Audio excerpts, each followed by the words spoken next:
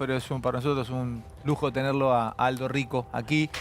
La última noche que charlé con Aldo, 2012, hoy me metí en esa misma nota para refrescar algunas cosas. En YouTube tiene casi 1 millón, ya lo pasó, 1.300.000 reproducciones. Aldo, ¿cómo está? Gracias por venir. ¿Todo bien? Bien, muchas gracias. Gracias por invitar. Por favor. Bueno, partí la nota en distintos tópicos. Lo militar, lo geopolítico y luego Argentina.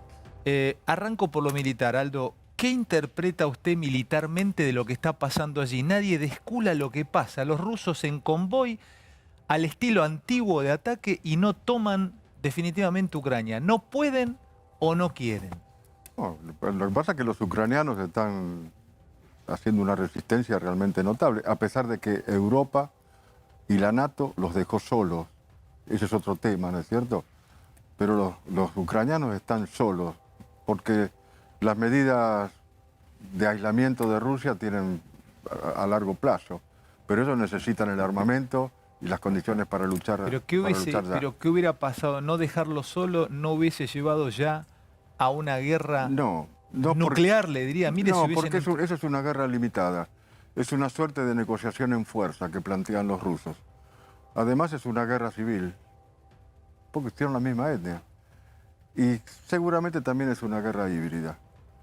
Ahora, yo no estoy muy en claro con todos estos temas. Yo soy un polemarca, yo soy un jefe de pelea, no soy un analista militar. Claro, claro. Pero el tema grave que yo veo ahí es Europa absolutamente sin liderazgos, igual que en Estados Unidos, sin ejército, ¿no es cierto? ¿Europa sin ejército? Sí, sin ejército, porque son de la NATO, y la NATO es un entente. Pero es la alianza militar más grande de la historia. No la ponen en funcionamiento, ¿no es cierto? Europa está muerta, pareciera ser. Ha olvidado todas sus tradiciones. Y esto lo ha olvidado que es el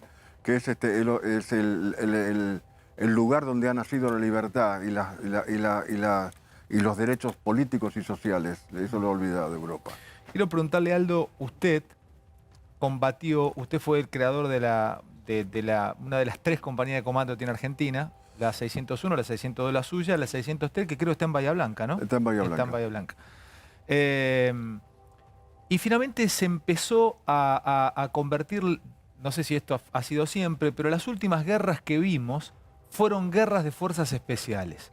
Los SEALs entrando a hacer una operación especial en alguna ciudad en Irak, en Afganistán, etcétera, etcétera. Y esta vuelve a ser una guerra con las fuerzas especiales rusas, con los famosos Spetsnaz, ¿no? Penetrando. Usted era una de estas fuerzas especiales porque ustedes penetraban detrás de las líneas enemigas. La pregunta es, ¿las fuerzas especiales te pueden hacer ganar una guerra o solamente te abren el camino?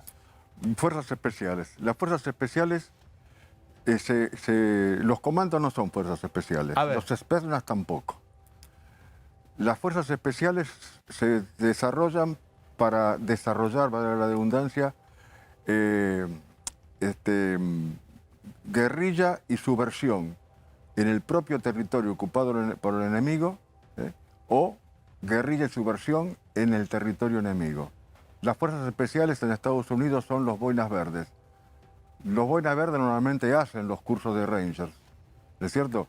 Pero ejecutan operaciones no convencionales, guerrilla y subversión, reclutan para combatir, ¿no es cierto? Las fuerzas, los comandos, los Spetsnaz, los Rangers, los SEALs en Estados Unidos, son fuerzas convencionales, no son fuerzas especiales. Lo que pasa es que se ejecutan operaciones de diferente sentido, ¿no es cierto? ¿Y usted qué es? ¿Usted es comando? Yo soy comando. ¿Y el comando cómo trabaja en guerra? Nosotros operamos en guerra convencional, no hicimos operaciones no convencionales. O sea, ustedes cuando... Los Rangers hicieron operaciones no convencionales en Vietnam. Seguramente habrán hecho también a lo mejor en otros países del mundo.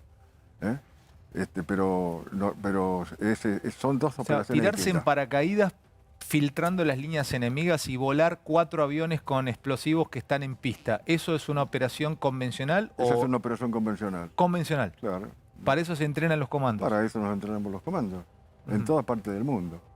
Ujú. ¿no es cierto? Son el SAS inglés, que es un nombre de encubrimiento que viene de la Primera Guerra Mundial, de la Segunda Guerra Mundial, porque el SAS, que es el Special Air Service, son los comandos. El término comando es inglés.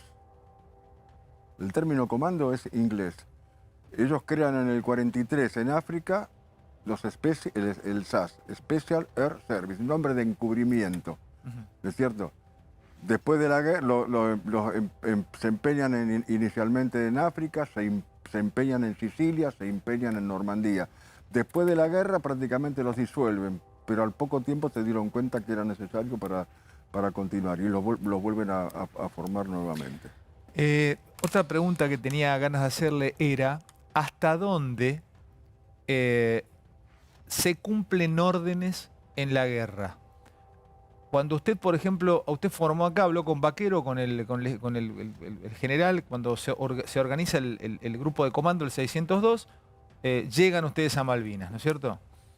En ese momento, ¿les daban órdenes? O sea, lo traspolo a esta invasión a Ucrania. ¿El soldado termina recibiendo órdenes o recibí las órdenes antes de salir y después ahí es vivo, defiendo mi vida y a lo sumo a mi camarada? A mí me impartieron una orden cuando llegué. Ya estaba la compañía 601. Sí. Me imparten una orden, una operación de exploración y emboscada antiaérea en Monte Simón, 60 kilómetros al oeste de la operación. Disculpe un segundo, Aldo.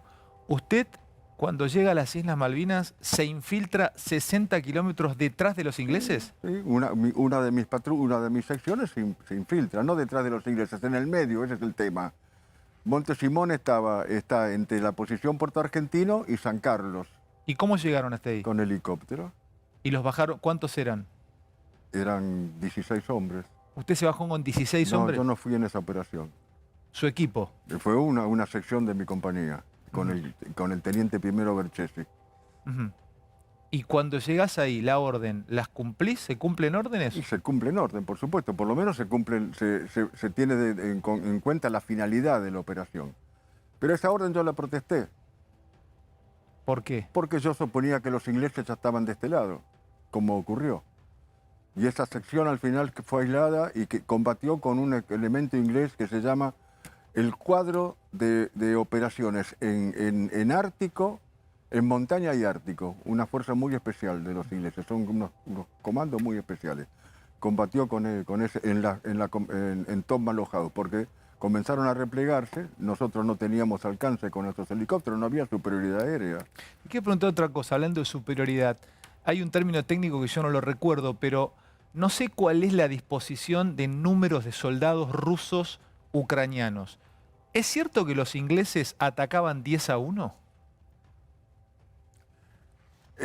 Sí, esto es un cálculo que he hecho yo. Pero vamos a hablar primero otro tema. Mira, A ver. En las invasiones inglesas, 1806, no había mucha diferencia entre el fusil Tower inglés y el fusil a chispa español.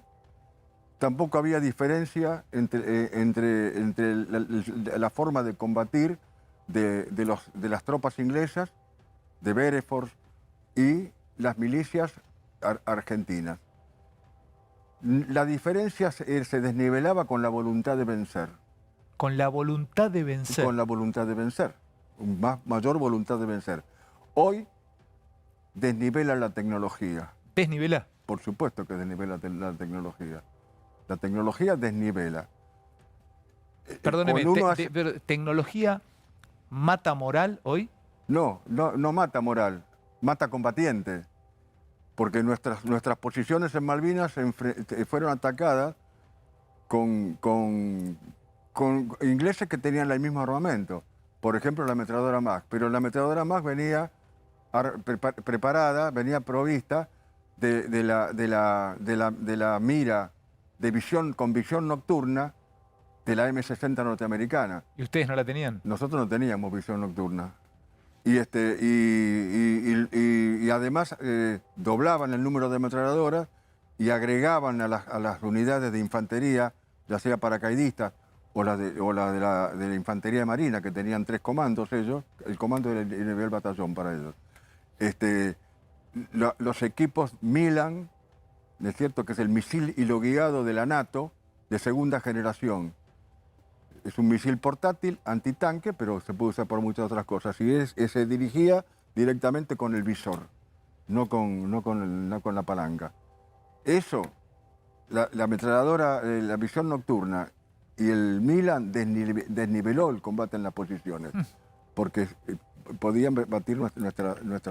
Pero ahí hay algo, Aldo, que una vez se lo escuché decir a usted, que le quiero preguntar, que tal vez aplica a lo que está viviendo hoy la parte de las tropas rusas, que nunca lo sabremos, porque se dice que hay soldados rusos que están renunciando a combatir y están desertando. ¿Es cierto que usted no se enmascaraba en combate para que le vean su rostro los soldados suyos? El jefe no se enmascara. Repítame eso. El jefe no se enmascara porque cuando el subalterno en combate tiene dudas, busca a su jefe para que el jefe le quite las dudas. Por lo tanto, lo tiene que ver. El subalterno tiene que ver a su jefe si le hace falta. Entonces no puede estar arrastrándose o enmascarado. Lo tiene que ver. ¿El que manda combate o no? Sí, en operaciones de comando yo he hecho uso de mi fusil en operaciones de comando, pero hay que desprenderse del fusil porque hay que mandar, ¿es cierto? Pero eso es un problema de educación. Yo fui entrenado para solucionar problemas, pero fui educado para soportar cualquier cosa. Fui entrenado para combatir, pero fui educado para conducir. Soy un jefe de infantería del ejército argentino. No tengo estado militar, pero sigo siendo un jefe de infantería del ejército argentino. ¿Usted no es excombatiente? Yo soy veterano. ¿No es excombatiente? No existe el término excombatiente, es despreciativo. Somos veteranos. Explíqueselo a la sociedad. Somos veteranos. Si hay que combatir, vamos a combatir otra vez. Si hubiese que combatir, usted va. Todos los veteranos vamos. Hable con los soldados veteranos, con los suboficiales veteranos, y se va a llevar una sorpresa. Los que combatimos por la patria, vamos a seguir combatiendo por la patria, porque para nosotros, para los veteranos, la patria es un desafío, no un negocio, como ocurre hoy en la Argentina con la dirigencia política. Este es el tema. Para nosotros es un desafío la patria. Para otros es un gran negocio. Y cuando va a combatir, ¿el soldado va por la patria o va para que no lo maten? Porque se termina convirtiendo en algo abstracto, la patria, por más que la sienta. Cuando uno comienza, después uno lucha para que no lo maten, uno tiene que triunfar sobre el enemigo. Pero uno no piensa en eso. Esa es una frase de Patton, ¿no? Hay que hacer que los demás mueran por su patria. Patton termina su orientación al tercer ejército en la invasión a Normandía diciendo: hagamos que el enemigo muera por su patria. Otra pregunta, Aldo. ¿Qué es preferible? ¿Tener enfrente buenos o malos soldados? Y le digo por qué, se lo aclaro. Si yo tengo malos soldados, es más fácil que yo los termine antes que ellos terminen conmigo.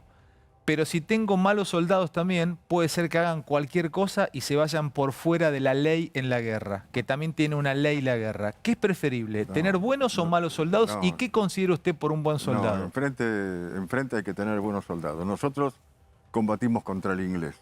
¿Qué tal es el inglés como soldado? El inglés es un buen soldado.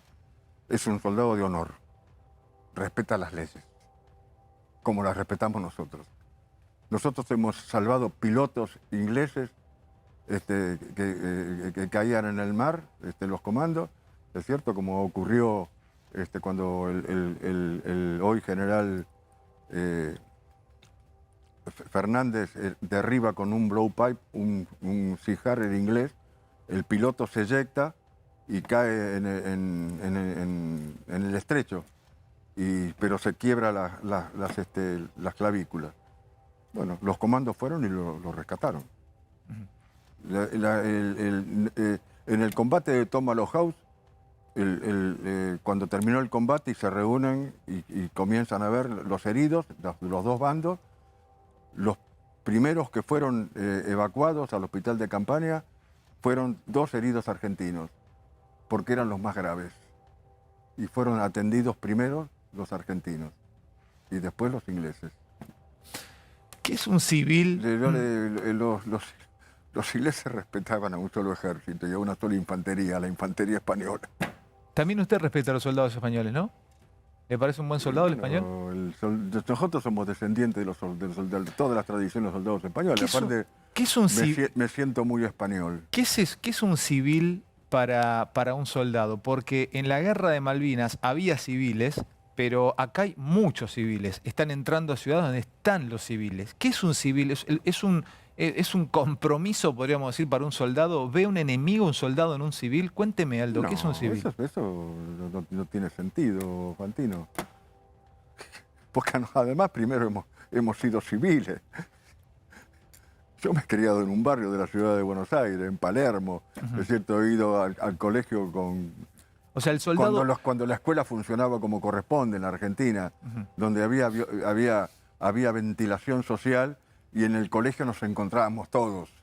El hijo del comerciante, el hijo del empleado público, el hijo del doctor, el hijo del menesteroso. Teníamos la misma maestra, nos daba los mismos coscorrones y nos exigía lo mismo.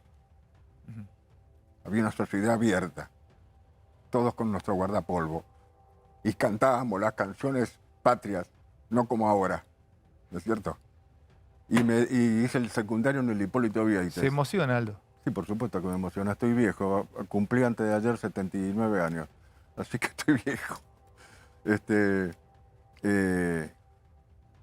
Participé en las luchas estudiantiles de aquellas épocas, la laica y la libre. Equivocado. Peleé por la enseñanza laica, tenía que haber peleado por la enseñanza libre. Pero fui 4 años, ¿no es cierto?, delegado de mi división, luchando en la calle contra la policía, ¿no es cierto?, por la enseñanza libre y la enseñanza laica. Así que no, y he vivido en mi barrio y como vivo ahora, en el medio de mi pueblo, que es San Miguel, sin ningún problema. Soy de Palermo, de acá cerca, de Córdoba y Canning. Quiero preguntarle algunas cosas más de Argentina, de esto, y después paso también a unas cuestiones más sociales, más políticas. ¿Le cuenta a la sociedad la importancia geopolítica de Malvinas? Cuéntenos, Aldo, a ver, es OTAN, pero además son nuestras, pero la tienen los ingleses. A ver, geopolíticamente, explíqueme. Bueno, primero, nosotros fuimos a la guerra de Malvinas por un dislate contentos, estratégico. ¿Cómo? Es cierto, contentos, por supuesto. Íbamos a combatir por lo que siempre habíamos soñado. Pero un dislate estratégico. A una mente febril únicamente se le puede ocurrir que los Estados Unidos nos iban a apoyar, dejando de lado a su madre patria, que es Inglaterra. Le paso una pregunta ahí, apenas una pequeña digresión. Si pasaban 2 meses más y llegaba más hielo a las islas, ¿podríamos habernos quedado con las islas? Mire, cuando uno arma una organización para cumplir un objetivo, un ejército, uno organiza un ejército, una fuerza armada para solucionar un problema que es una hipótesis de conflicto. La República Argentina, las Fuerzas Armadas de la República Argentina estaban preparadas para un conflicto en la montaña estival, en verano, contra un enemigo que nos iba a ofrecer un combate de baja densidad. Chile. Otro despropósito de la guerra con Chile, ojo. Discúlpeme, por eso las bombas de los Pucará que rebotaban eran bombas para cemento. Bueno, yo ahora le cuento. Fuimos a combatir contra un enemigo que nos ofreció un combate de baja densidad, de alta densidad, a 600 millas de la costa, en una guerra aeronaval, en las puertas del invierno. Preparamos mal. Si yo tengo que ir a Malvinas, preparo otra cosa, no lo que tenía. Ese es el problema que hay ahora. Hay que rearmar a las Fuerzas Armadas argentinas. Discúlpeme, pero empiezo por ahí.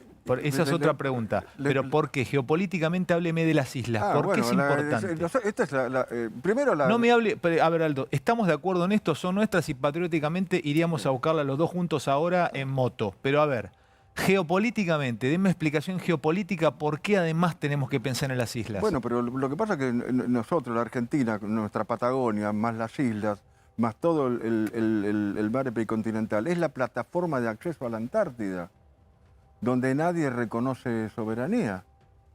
Y tenemos la Patagonia, que prácticamente no tiene población y es considerado un territorio desértico por el mundo. No poblado. No poblado. Eso es un tema, tóquelo. Es un tema grave. Tóquelo. Bueno, es un territorio no poblado. Algunos podrán decir, pero ¿cómo nos van a venir a sacar la Patagonia? Dos habitantes por kilómetro cuadrado creo que tiene.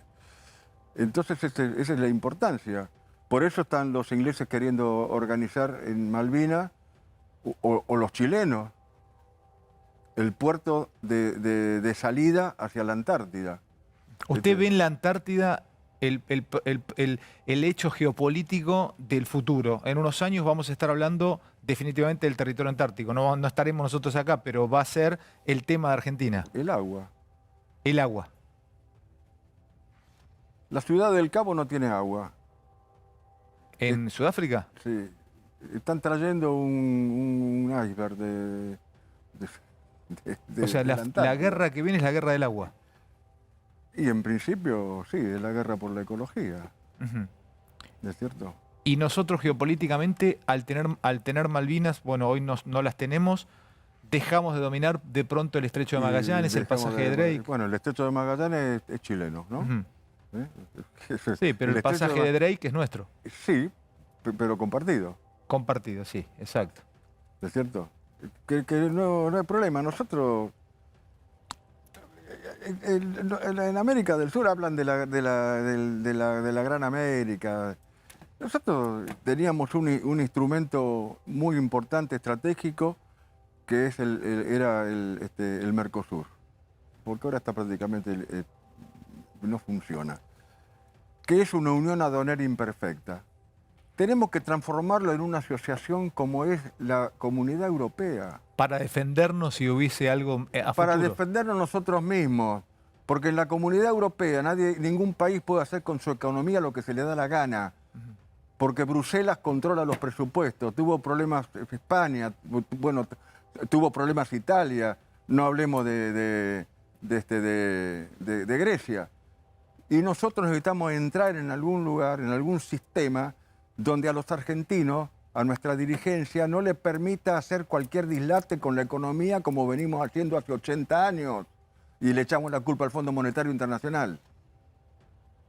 Le echamos la culpa al que lo soluciona los problemas. Nos dan la plata que le pedimos y le echamos la culpa de que son los responsables de nuestra... Pero entonces ¿está de acuerdo con alguna mirada, y le diría del sector que hoy domina o que maneja Argentina, de formar la patria grande latinoamericana? Sí, pero no con los principios de Maduro, que son los principios de Putin, ¿es cierto? Porque son autócratas, de todo creen que Putin es Stalin o Lenin. Putin es el zar Nicolás. Y acá hay putines y putinas disfrazados de progresistas, cuando son tremendamente despóticos. De progresistas no tienen nada. ¿Es cierto? Este es el problema. Que es otro de los temas que nos tenemos que interrogar cuando vemos a Ucrania. Porque Ucrania es un pueblo que pelea por su libertad, lo ha peleado siempre. ¿Qué estamos dispuestos a hacer los argentinos, los criollos, para defender nuestra libertad? Ese es otro tema grave. ¿Qué estamos dispuestos a hacer nosotros? Aldo, primero, lamentablemente se lo tengo que decir, 60% de pobreza, Aldo. Lo primero que quieren hacer los argentinos es comer. Y bueno, está bien, pero ¿qué ha provocado esto? Este principio de que el Estado genera riqueza. El Estado no genera riqueza. La riqueza de un pueblo la generan los particulares, el pueblo trabajando, invirtiendo.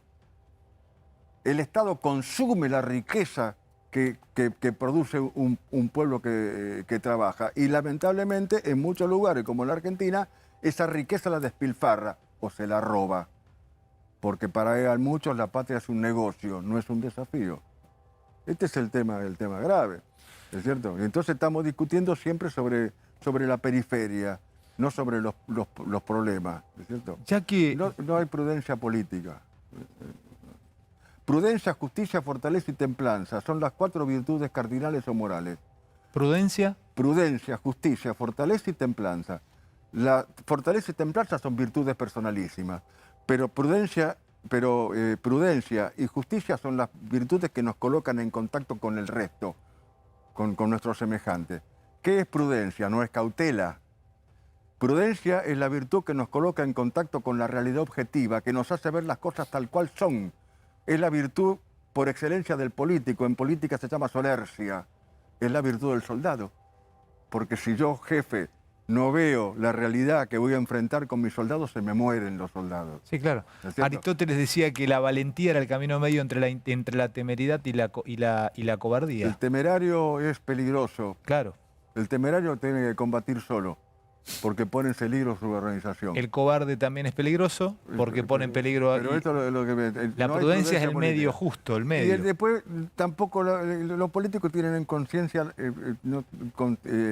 la justicia. Justicia es el modo de conducta habitual que en forma constante e inalterable nos hace dar a cada cual lo que le corresponde. Esa debe ser la solución del problema político. A cada cual lo que le corresponde. El que trabaja tiene que ganar y el que no trabaja no puede ganar nada. Aldo, le pregunto nuevamente algo que tiene que ver con por qué esta cosa que nos vino, esta guerra que nos vino y nos parece escalofriante, pero jamás pensamos que en el año 2022 íbamos a tener una guerra así que nos lleva a la Segunda Guerra Mundial. Recién sobrevoló usted que Argentina debería tener algún tipo de defensa. ¿Usted cree que Argentina debería destinar algo más de su PBI para, no sé, armarse? O, escúcheme la pregunta, ¿por qué le digo esto? Porque ¿cómo compito yo si me empiezo a armar con la fuerza aérea que tiene Estados Unidos, o los franceses, o los ingleses, o Brasil? Nosotros no tenemos que pelear con los Estados Unidos. Ese es el tema. Nosotros no tenemos que pelear con nosotros, tenemos que ser aliados de los Estados Unidos, ¿es cierto? Uno se arma para defender lo que tiene si es valioso. Y me parece que la Argentina, todo lo que tenemos es muy valioso. ¿No tiene ejército Argentina hoy? Tiene un ejército con capacidad muy limitada, ¿es cierto? Otra vez vamos al tema, los sistemas de armas. Hay que comprar, hace falta aviones. Los yanquis nos regalan los aviones. Vengan al desierto de Mojave y llévense todos los aviones que quieran. Pero los sistemas de armas... Perdóneme, en la base Espora hay 2 Etendard que no han podido hacer volar porque no tienen los cartuchos de eyección. Los compró el gobierno pasado. No digo esto nada contra Macri, al contrario, ni contra Cristina, quien sea que lo compró. Lo estoy contando como un hecho fáctico. No han volado... Porque son aviones de la NATO. Nosotros hemos combatido con la NATO, con armamento de la NATO. Y el armamento no ha funcionado. ¿Qué es un sistema de armamento? A ver, ¿usted diferencia del avión del sistema de armamento? No, el avión es el vehículo, pero el avión lleva cohetes, lleva bombas, lleva un montón de cosas. Eso es lo que hace falta. Eso es lo que no hace falta. ¿Qué pasó con los superetendards de los franceses? Nos dieron no teníamos Exocet para... Decir que tenemos gente inteligente que solucionó el problema. Más, le pegamos tirándolo desde tierra, de la Malvinas, hundimos un destructor inglés. Yo estuve entre los últimos prisioneros que sacaron los ingleses de Malvinas. Nos llevaron al frigorífico de San Carlos. Cuando Jeremy Moore desembarca en San Carlos, usa el frigorífico como puesto de combate. Y la mitad era hospital de campaña. La Fuerza Aérea Argentina bombardeó eso. Muy bien. Los prisioneros, en el medio del edificio de San Carlos, del frigorífico, en donde estaba la maquinaria, había clavada una bomba argentina de 600 libras que no había explotado. Todavía con su paracaídas encima. Los ingleses no la tocaban. ¿Usted la recuerda, esa bomba? ¿Cómo la voy a recordar si dormíamos alrededor? Hubo una protesta una protesta de la Cruz Roja Internacional sobre ese tema. Perdóneme, ¿dormían al lado de una bomba? Y si estábamos todos en San Carlos. Estábamos en San Carlos. Y hubo una protesta. ¿Y cuántos días estuvieron en el hangar ese o en el frigorífico con la bomba puesta ahí? Y estuvimos más de 20 días. Cuando ¿Y los ingleses no la tocaban a la bomba? No la tocaron. Y no la tocaron. Cuando evacuaron todo, también se evacuaron ellos, la bomba fue volada. No la tocaron. Una bomba de la NATO, con espoleta norteamericana que no se podían regular. Y así ha ocurrido con muchos otros armamentos. Entonces, el problema no es el vehículo. El problema además es el sistema de armas. Hoy están discutiendo la Fuerza Aérea comprar aviones rusos. Pero son los aviones chinos de caza bombarderos. Pero son los que tiene el ejército pakistaní, que tiene un sistema de armas completo que no es de la NATO. Pero Entonces, vos podés comprarle aviones a la NATO y ponerle un sistema de defensa o de armamento que no sea de la NATO. Claro, ¿Son compatibles? Sí, se puede. O sea, vos tenés que comprar el avión y después tenés que comprar el sistema. Claro, pero no se puede. Todo lo que uno compra en la NATO no sirve para combatir a la NATO. Y nosotros fuimos a combatir a la NATO. Claro, ahora entiendo todo. Perfecto lo que me cuenta, perfecto. ¿A quién combatimos? Claro, a no te van NATO, no te iban a dar los de la OTAN las claves de los Exocet cuando iban a ir contra ellos. Claro, no las tenías que sacar vos. o la graduación de las espoletas de los torpedos.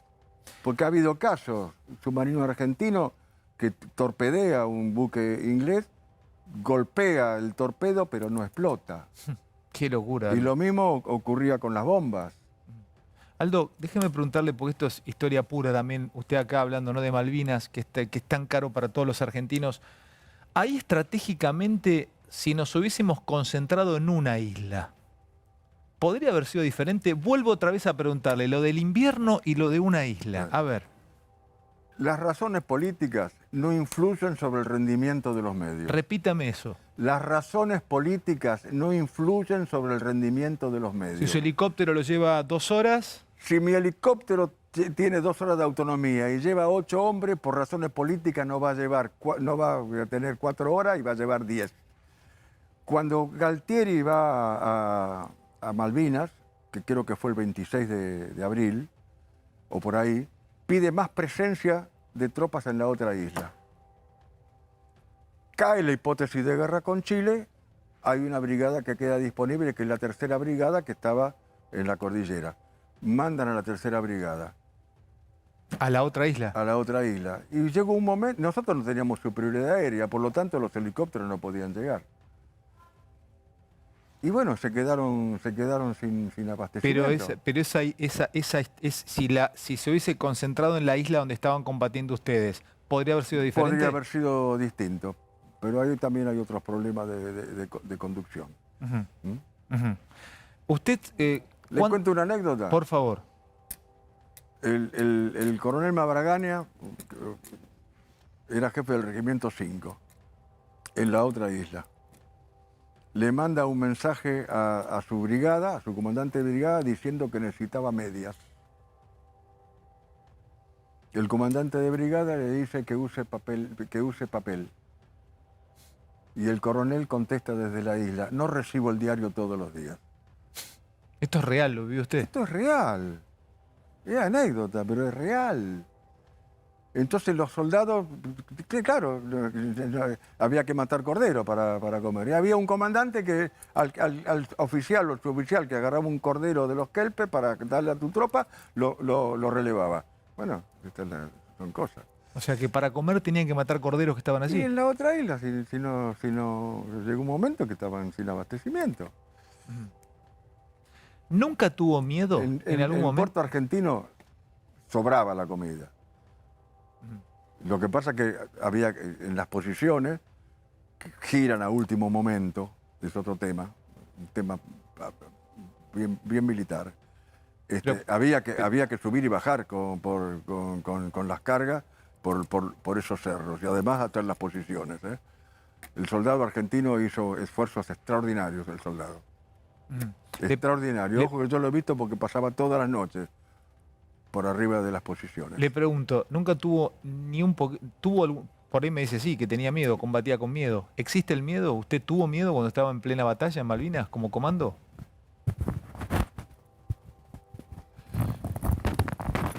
Cuando yo tengo colocado esto, Ujú. soy invulnerable. O sea, tenía fe más allá de miedo. Por supuesto, hay que tener fe. Ujú. Hay que tener fe. Ujú. Con esto, yo soy invulnerable. Última pregunta, y es más técnica también para entender un poco tal vez la guerra de hoy, Aldo. Usted vio que algunos sostienen que hay error de cálculo de los rusos y que no pueden entrar definitivamente. Error de cálculo, error de cálculo. La pregunta es, a este nivel militar, a un nivel militar como el que tiene hoy esta guerra o como el que tuvo usted en Malvinas, profesionales de la guerra, si usted era un comando, soldados del SAS del otro lado, ¿hay errores militares grandes? O si estamos viendo que se demoran es porque tienen calculado demorarse y entrar. ¿Se erra en grande en la guerra? Por ejemplo, perdóneme, el error de los alemanes en abrir otro frente Bueno. en plena guerra, por ejemplo. Bueno, errores se cometen siempre normalmente, ¿no es cierto? Cuestan vida. Hay que tener en cuenta que los rusos plantean una guerra limitada. En realidad es una negociación en fuerza. Negociación en fuerza. Claro. ¿Qué es lo que quieren los rusos? Los rusos no quieren probablemente anexar Ucrania. Quieren que Ucrania no pertenezca a Europa ni a la NATO. Ujú. Por eso abrieron canales de negociación. Más allá de, de la psicopatía de Putin. Pero bueno, es otro tema, es otro tema que habría que tratarlo. Entonces a lo mejor también hay eso, ¿no es cierto? No quieren destruir todo, ni quieren provocar más daño. A mi juicio, me parece que tienen tremendos problemas operativos. Operativo. Sí, tremendos problemas operativos. Hoy acaban de decir que un francotirador Sí, mató un general a 1500 mató a un metros. general Ruso. ruso. A 1500 metros. En la televisión argentina dicen asesinó un general ruso. En la guerra no se asesina. Si yo no mato, me matan.